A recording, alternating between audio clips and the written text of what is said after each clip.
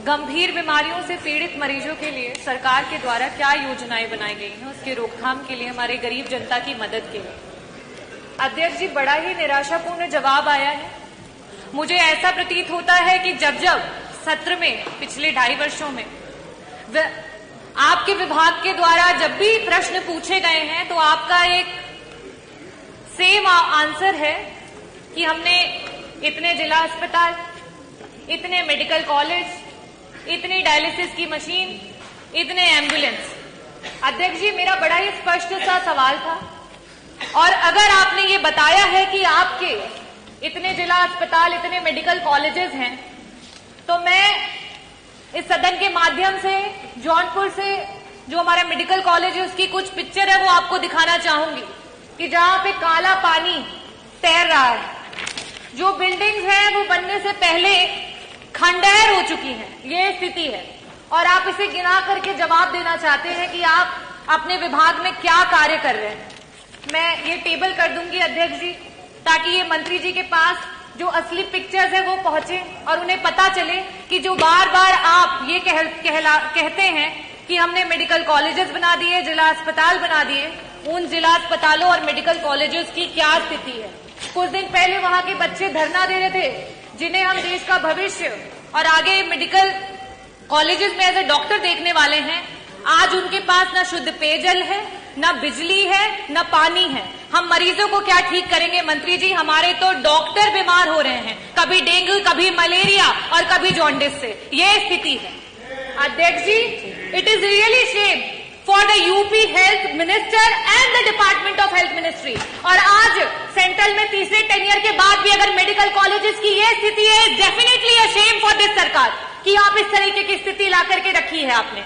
अध्यक्ष जी, जवाब में इन्हें ये देना चाहिए था कि गंभीर बीमारियों के लिए जो हमारे डॉक्टर्स होते हैं, चाहे वो पैलिएटिव मेडिसिन के डॉक्टर्स हो, चाहे आपके ऑन्को सर्जन्स हो, ऑन्कोलॉजिस्ट हो, गायनेकोलॉजिस्ट हो, न्यूरो एनेस्थीसिया डिपार्टमेंट के डॉक्टर्स हो, चाहे आपके कार्डियो सर्जन्स हो, सीटीवीएस के सर्जन्स हो, आपने कितने डॉक्टर्स को बढ़ा, कितने डॉक्टर्स को आपने बढ़ाया?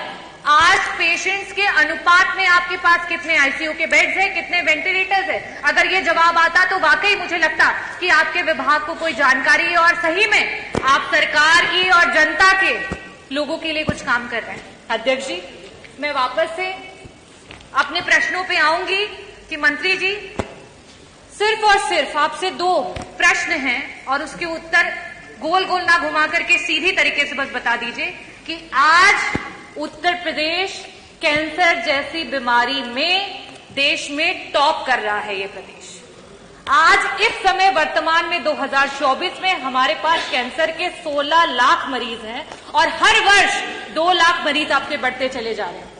और इन गरीब मरीजों के पास ना तो पैसा है इलाज कराने के लिए और ना अस्पतालों में बेड्स। इन परिस्थितियों में अगर वो मरीज किसी प्राइवेट अस्पताल में जाता है, बड़ा बड़ा एस्टिमेट मिलता है। क्या सरकार कैंसर के सारे उत्तर प्रदेश के मरीजों को उनका जो एस्टिमेट जहां से भी बन करके आता है उसका एक मुश्त में पैसा उपलब्ध कराएगी कि नहीं कराएगी?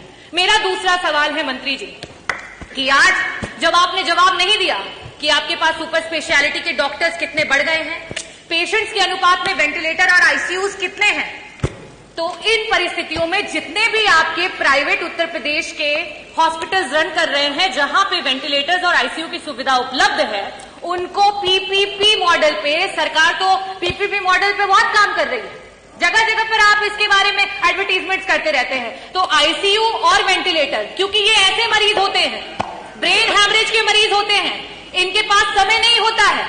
मंत्री जी, अगर एक्सीडेंट हो गया, आज बीपी बढ़ गया और ब्रेन हैमरेज हो गया तो तुरंत उसका ऑपरेशन होना है, लेकिन उनके पास पैसा नहीं होता ना वेंटिलेटर में देने के लिए, ना उन वेंटिलेटर्स पे रहने के बाद। तो मैं आपसे अनुरोध करना चाहूंगी कि पीपीपी मॉडल पे जितने भी हमारे प्राइवेट हॉस्पिटल्स हैं उनको ऐड करते हुए हमारे मरीजों को मुफ्त में इलाज और समय पर इलाज दिलाने के लिए क्या सरकार काम करेगी? बहुत बहुत धन्यवाद।